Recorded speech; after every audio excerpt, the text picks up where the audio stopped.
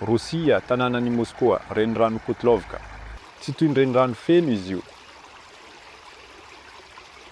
Afaka mandeha miampita ny biriky mankany amin'ny ilany ianao nefa tsy mandona ny tongotrao. Any amin'ny toerana lalina indrindra ny rano dia hatramin'ny lohalika.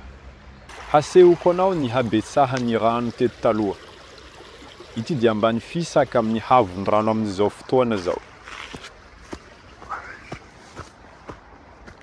Ary io ny fanamban'ny renirano fahiny. Manamorona ony tranainy iray.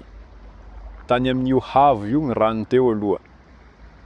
Hasehoko anao amin'ny lafiny hafa, morotsiraka tranainy io, ambany tranainy io. Teo eo ny havon'ny rano. Kely anefa ny rano ankehitriny. Teo aloha tokony ho tamin'io havo io no nikorinan'ny rano. Nanjavona nefa ny rano avy eo. Afaka milaza ianao fa mangasika sy lanezy Rosia amin'ny ririna. Amin'ny lohataona dia misonika ny lanezy ary misy rano be mivoaka. Amin'ny fotoan'ny lohataona angamba dia dibo-drano tanteraka ity ansagna lehibe ity. Hasehoko anao ny zava-mitranga eto amin'ny lohataona.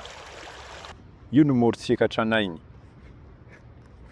Io no fanamban'ny renirano fahiny. Ny havon'ny rano teto taloha.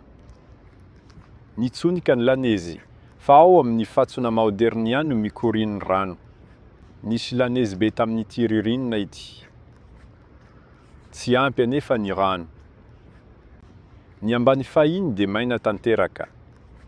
Na dia efa nitsonika be aza ny lanezy dia sy afaka niakatra avy teo amin'ny farafarany maoderna ilay renirano.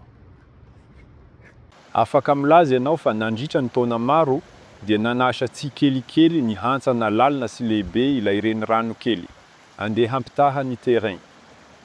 Ity no moron'ny renirano tranainy iray. Ity ny fanamban'ny renirano iray tranainy.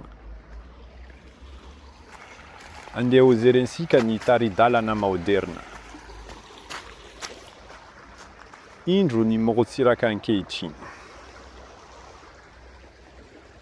Ity misy ambany fisaka maoderna, ambany fisaka fahiny. Toy izany koa teo aloha, toy izany niseho androany. Ny fanamaivanana dia mitovy tanteraka, ny hany fahasamifana dia ny habeny. Taizany nanjavona ny rano be toy izany. Teo aloha dia nisy rano be. Fa nireka kely sisa tavela tamin'ilay renirano lehibe.